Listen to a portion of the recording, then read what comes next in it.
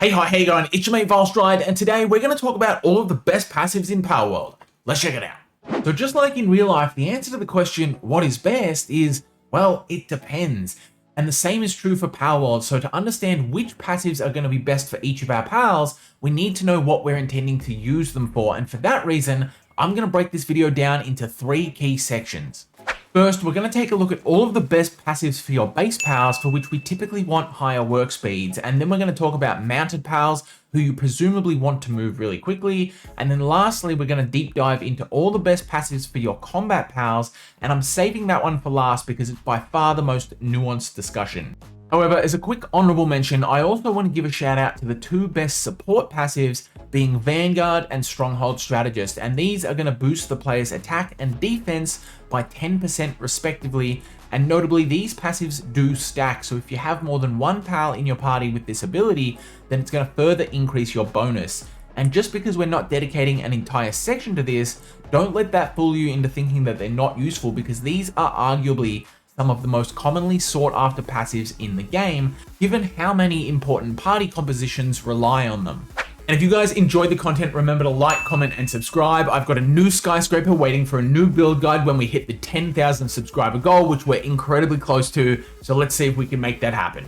But moving on, let's start by talking about base pals, and for these there are a ton of options. So for pure work speed, we've got things like Remarkable Craftsmanship and Artisan, which are going to give you an increase of 75 and 50% respectively. But then we also have passives which are going to give us other benefits, like improvements to our sanity and hunger levels, such as Master of Fasting, Heart of the Immovable King, Workaholic, and Diet Lover. And finally, we should also consider Vampiric and Nocturnal, which are going to cause our pals to never need sleep, meaning they can work 24/7 around the clock. There are a few others as well, but most of our base pals, with some exceptions which we'll get to soon, will want some combination of these. Now, as for Nocturnal and Vampiric, these can be quite good, but we're actually not going to need these at all if our working pal happens to be a dark type, like a Stagon for mining or Gelroy for watering, to name just a couple. And the reason for that is because dark types are naturally nocturnal anyway, so giving them these passives is simply a waste.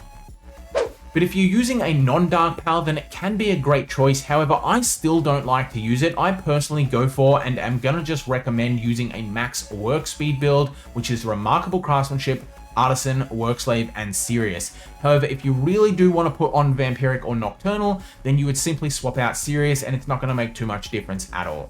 And the reason I like these passives instead of the others is because the effect of the others simply isn't that impactful. Something like Heart of the Immovable King, for example, might seem really good because your pals are going to be at less risk of taking excessive sanity breaks, but the fact remains that there are just so many other free ways to get sanity improvements that dedicating a passive to it is wasted. For example, you want to ensure that you have a Shroomer in your base anyway for its partner skill, which is going to increase the sanity of all of your base pals. And in addition to that, you also eventually want to make sure that your pals are eating all of the best end-game foods, such as minestrone or mozzarella hamburgers, and those are going to increase your sanity as well. And then finally, at level 41, you can build the Alpha Wave Generator, which is going to further increase your sanity. So between all of these things, you already are getting really good sanity gains. You don't need to dedicate an entire passive to it. And as for passives like Master of Fasting, this can actually have a negative effect on your overall production outputs because you actually want your pals to be eating foods more often. And the reason for this is because despite taking a short break to go off and eat their meal, all of the best endgame foods are going to give your pals a work speed buff for 10 minutes. So the more often your pals eat that food, the higher uptime they have on that buff, which can be up to 50% in the case of the mozzarella hamburgers. But finally, the exception to this is going to be your transporting pals because they are not benefited by work speed at all. For those, you actually want the best movement speed buffs, and for that, we're going to segue into our next category, which is mounted pals. So for mounted pals, the passive set is going to be pretty straightforward as well, because the goal here is simply just to maximize the amount of distance that we can cover in as little time possible. So for that, we want to increase our movement speed and our stamina stat. However, you will need to trade off between the two because you cannot maximize both. So if you want to go for maximum movement speed, then you want to use the set that you can see on my Jetragon here. We've got Swift, which is going to give 30%, Legend for 15, Nimble for 10, and then Runner for another 20. However, if you want a more balanced set, which is my personal preference, I like to use Eternal Engine instead of Nimble, which is going to give us a 75% increase to our maximum stamina.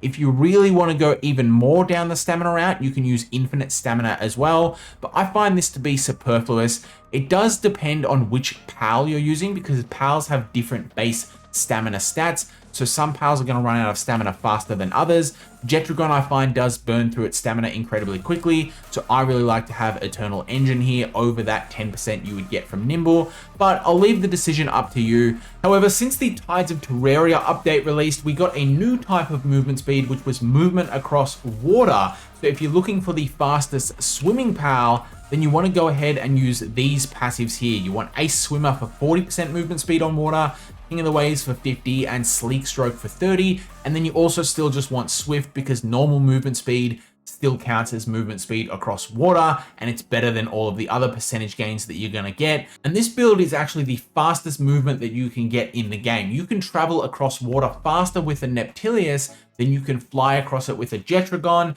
It is mostly thanks to Neptilius's ability to leap through the air, which makes it move even faster than other swimming pals, but it is incredibly fun. I definitely recommend you try it out. And finally, we're ready to move on to the best combat passives. And like I mentioned earlier, this is where it starts to get a little more complicated, because not only do we want to try and balance our pals' damage and survivability, but we're also more restricted in some of our breeding options, because a lot of the best combat pals are only available via same species breeding, which makes it impossible to pass down passives that are exclusive to certain pals. Legend is easily the best example of this, because it is one of the best passives in the game, but we can only acquire it by breeding down from one of the 6 legendary pals who get it naturally. So for example, this means that unfortunately we can never acquire Legend on, say, a Bellinor Libero.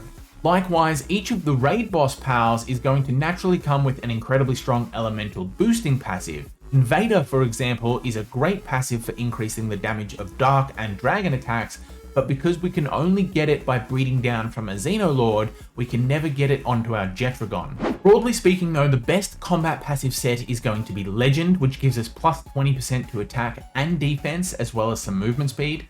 Demon God, which gives us 30% attack and 5% defense.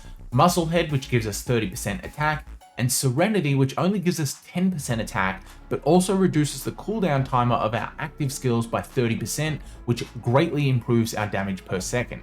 You pretty much can't go wrong with this build, and in 95% of cases, it is going to lead to the highest damage outputs. However, there are some notable exceptions. The first 3 are going to be the raid boss pals, being Bellinor, Blazamut Ryu, and Xenolord, which are incredibly strong pals, but none of them can get Legend. So for all 3 of these, you want to use their respective elemental passives instead, which are Siren of the Void for Bellinor, Eternal Flame for Blazma, and Invader for Xenolord. Now you can use these passives on other pals as well instead of Musclehead, but it will usually lead to a significant drop off in damage, and the reason for that is not because the buff itself is weaker. In fact, because of the way the damage calculation in Palworld multiplies together, it theoretically should lead to higher damage, but in reality it doesn't, because these passives only increase the damage for attacks of a particular element, and that means that you either have to compromise on your attack choices, which lowers your DPS, or you'll be using some attacks where the passive is doing nothing. For example, here's the DPS from 4 builds that I tested with Bastigor, and as you can see, the best Musclehead build, which used Holy Burst, Airblade, and Flame Funnel, outperformed the best Siren of the Void build by nearly 30%. However, even if you don't use Holy Burst, which is particularly strong against large targets but weaker against smaller ones, then I still got a 10% increase compared to the all ice attacks Siren of the Void build. And again, the reason for this is simply that ice attacks just aren't as good as some of the other attacks in the game, so it's better to just stack the best attacks and then use Musclehead. In fact, Holy Burst is so good that even when I put it onto my Siren of the Void build in lieu of one of the ice attacks, that build then outperformed the all ice version, even though it wasn't quite as good as the Musclehead build. All that being said, there are still some cases where you might want to consider the elemental buffs more seriously, and that is in situations where your pal can learn 3 moves that are strong enough to justify it. A good example of this is Shadowbeak, whose exclusive skills Divine Disaster 1 and 2 are incredibly strong, making Invader worth thinking about. Or there's also Neptilius, who you might want to try with a Lunker set using Thalassonic Laser, Curtain Splash, and Hydra Slicer. And speaking of Lunker, this is where we need to start talking about balancing the trade-offs between pure damage and some defense, because even though this one is going to give you less damage than the other elemental passives, it does come with a hefty 20% defense, which can be especially strong for harder fights like the Ultra Raid bosses. Other defensive options we have are Diamond Body for 30% defense, Burly Body for 20%, and then Vampiric, which converts a pal's damage into life gain. And once again, there are some niche scenarios where some combination of these can be good. For example, Vampiric can be a convenient way to beat the hard mode tower bosses and keep your pals alive, and you do want both Diamond Body and Burly Body on your rescue pals for raids. However, these are exceptions to the rules, and the reason you typically don't want them is because in Palworld, the saying the best defense is a good offense is as true as ever, because having Diamond Body on your pals in lieu of, say, Musclehead might mean that your pals take 2,000 less damage throughout the course of a fight. However, because you're also doing less damage, the fight is then going to take longer, and therefore you aren't going to get those full hypothetical gains. So in that situation, Musclehead would also inadvertently be causing you to take less damage by virtue of the fact that dead enemies deal 0 DPS. And even more importantly than that, in certain difficult content like the Xenoloord Ultra Raid, your pals are going to be dying no matter what, regardless of which defensive passives they have, because the boss can do so much burst damage, and this is why something like Vampiric is completely useless in those raids, because your pals are simply going to get 1 or 2 shot and have no time to recover enough health to change that equation. Even with something like Diamond Body, it's only going to be useful if the defense gain is enough to change a 1-shot into a 2-shot or a 2-shot into a 3-shot, etc. And there's been some incredibly good testing done by the Pal Professor, which I'll leave a link to in the description down below, that shows that this is rarely the case, so you're almost always just better off stacking damage. But the final build that I want to talk about is stacking pure damage by swapping out Serenity for Ferocious or one of the elemental buffs. And you would want to consider this build anytime that you're engaging in fights that are so short that Serenity doesn't actually make any difference. The arena can be a really good example of this, but more commonly you might want it when you're using the PAL cycling technique, where you throw out your PAL, let it do one big attack, and then swap to the next, let it do an attack, and then keep rotating through your party like this. But although this can be very powerful, it's also kind of tedious, so generally it's not something that I recommend or use often personally.